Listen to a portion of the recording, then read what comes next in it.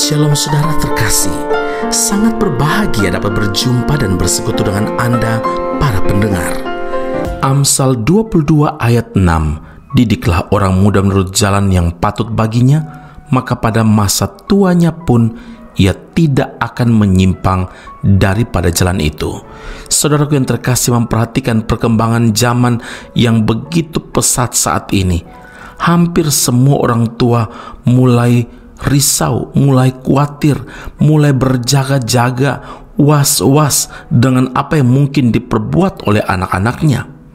Dengan siapa dia bergaul, apa yang dikerjakan setelah kuliah atau setelah pulang dari sekolah bersama dengan teman-temannya, apa isi inbox di handphonenya, di WhatsApp-nya, apa internet website info yang dia browsing saat menggunakan internet. Semuanya benar-benar harus menjadi perhatian serius dari para orang tua. Tidak dapat dipungkiri lagi, anak-anak muda sekarang selalu memerlukan update terhadap tren yang ada, baik itu positif maupun negatif. Kita harus berhati-hati karena pengaruh pergaulan di luar rumah sangat kuat bagi anak-anak muda, terutama bagi anak-anak muda Kristen. Perhatikan hidupmu dengan sungguh-sungguh. Jangan sampai kamu terjerumus kepada pergaulan yang menyesatkan dirimu, sebab pergaulan yang buruk merusakkan kebiasaan baik. Dan ingat, masa depanmu dipengaruhi oleh apa yang kamu lakukan pada masa mudamu. Saudara, Tuhan ingin agar anak-anak muda tetap berjalan dalam kebenaran. Pergaulan memang diperlukan, tetapi mereka harus tetap berada dalam pergaulan yang sehat, pergaulan yang positif. Dengan siapa anak-anak muda bergaul, seperti itulah mereka akan terbentuk, saudara. Jika mereka bergaul dengan teman-teman yang pandai, yang takut akan Tuhan, yang rajin beribadah, bahkan yang aktif melayani di gereja atau kegiatan positif lainnya seperti bersukan atau berolahraga, bermain musik, dan klub-klub positif yang lainnya, maka anak muda itu akan menjadi seperti teman-temannya. Sebaliknya, jika anak muda itu bergaul dengan teman-teman yang punya kebiasaan buruk, merokok, minum-minuman keras, drugs, lepak atau nongkrong sampai tidak ada batas waktunya, bergaul bebas, hidup malam, maka tinggal menunggu waktu saja mereka akan menjadi sama dengan teman-temannya itu.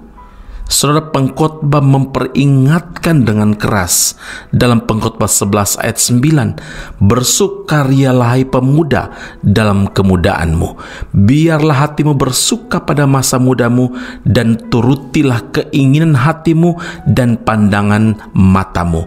Tetapi ketahuilah bahwa karena segala hal ini Allah akan membawa engkau ke pengadilan.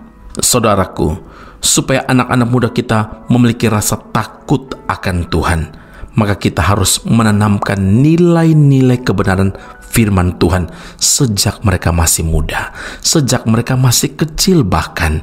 Karena firman Tuhan adalah perisai.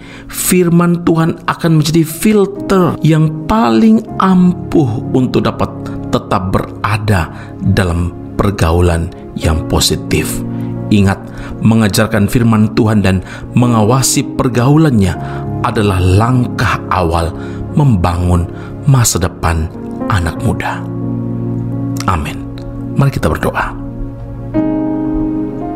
Bapa di sorga, anak-anak muda yang berhasil adalah anak-anak muda yang hidupnya takut akan Tuhan.